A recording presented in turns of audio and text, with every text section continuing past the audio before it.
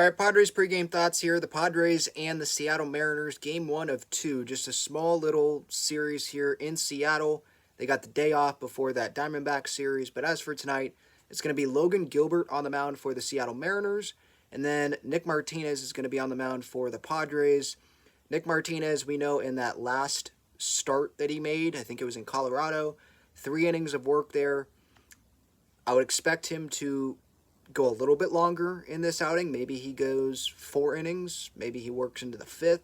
We'll see what happens there. We know Nick is a real competitor, so he's going to want to go as long as Bob Melvin and Ruben Niebla will allow him to go. So we'll see what happens there. And why yesterday sucks so much, not just the loss, but because of Lugo not going long, more guys in the bullpen had to be used. So if you look at the Padres bullpen situation today, I'm just looking at the bullpen chart that I posted here. Hader and Suarez, they're good to go. They haven't pitched in a while. Hader did not pitch at all in that Dodgers series, and that did disappoint some fans, and maybe that irritated some fans. But I think you got to realize, like, Friday, you're not going to use Hader because you weren't in a situation to use Hader because you had Suarez pitch in the eighth, and the game already was blown up by then. Then on Saturday, Hader ends up not getting used because the Padres, they end up having a great rally there, I believe, that took it out of a save situation. And then on Sunday, they were never in it. You're not going to use Hader in that. And then yesterday, you were going to use Hader probably at the end of that game if the Padres would have kept that lead, but they obviously didn't, and it ended up being a blowout, so you're not going to use Hader then. So hopefully he pitches today and tomorrow because why not? Hasn't pitched in a while. There's an off day after these next couple games, so it just makes sense for him to go. And again, hopefully he's not pitching in a situation where it's not like it's a safe situation. Hopefully he's pitching in a safe situation, obviously, because odds are the Padres will end up winning that game. So he and Suarez will be available. Maybe not Scott Barlow, but I think after Nick Martinez, you could see Ray Kerr, you could see Cosgrove, you could see Wilson, and Suarez and Hader, obviously. So I think there's enough guys here. It just obviously stinks that you're in this spot where it's another pretty much bullpen game, and a lot, is on Nick Martinez's shoulders. A lot is on him to go 4 innings today. So the bullpen is in a decent spot the rest of the game. It's in a decent spot going into tomorrow's game as well. Now, Darvish is on the mound tomorrow, so you would think that a quality start's coming, but you just don't know.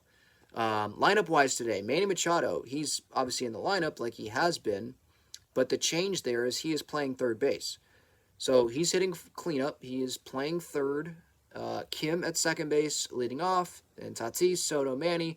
Bogarts at shortstop. Crony's at first base batting sixth. Gary, he's going to be catching batting seventh. And then Garrett Cooper, he is going to be DHing today.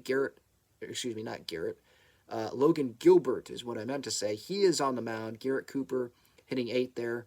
And then Trent Grisham in the 9-hole batting ninth. Now, the Padres, they do have a fourth outfielder, and it sucks that Matthew Batten was the one that had to be sent down here because he can play multiple positions. I mean, I was watching the game in the ninth inning there yesterday, and he was busting it down the line, giving 100% on, I think it was a ground ball, and he busted it down the line there in the ninth inning when it was a blowout. Like, he probably should still be on the roster. You just have Matt Carpenter taking up a roster spot, right? Matt Carpenter shouldn't be on the roster. You take him off, Batten can stay, and you can have a Zokar up as a fourth outfielder, right? Like, that should be a win-win situation, but maybe it's the contract with Carpenter, and we know that the Padres, they are valuing the veteran presence of Matt Carpenter and the information that he can give to teammates and the knowledge that he has, obviously the background, the history, the experience that he has in the game. That's valuable in the Padres' eyes, and we don't know those conversations that go on before the game, after the game, on the bus, in the hotel, whatever. But at this point, it's like, why can't he just become a coach on the roster and just pay him more than any other coach, right, with the contractor? Why can't he help and just not be on the active roster, right?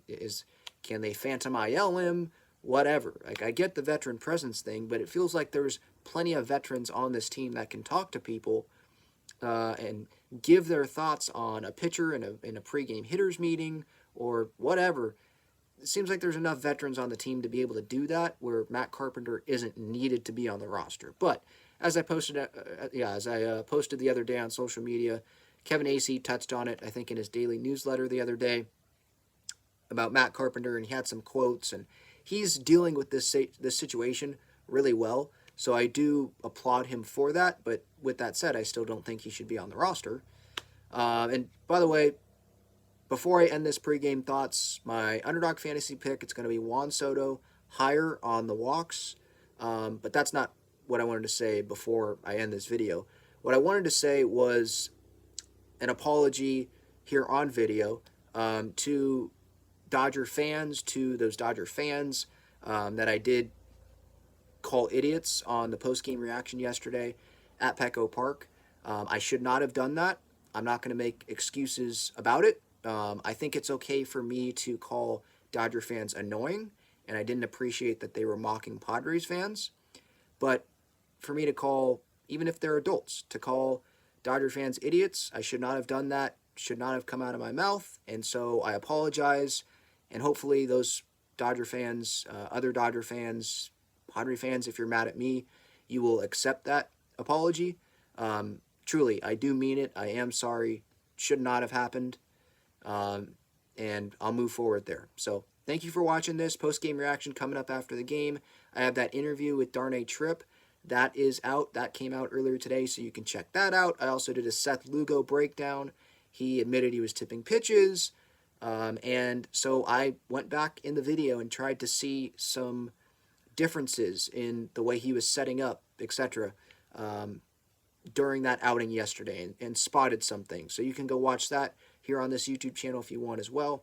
I'll have a series reaction show live after tomorrow's game as well. So that's the plan. Thanks for watching again.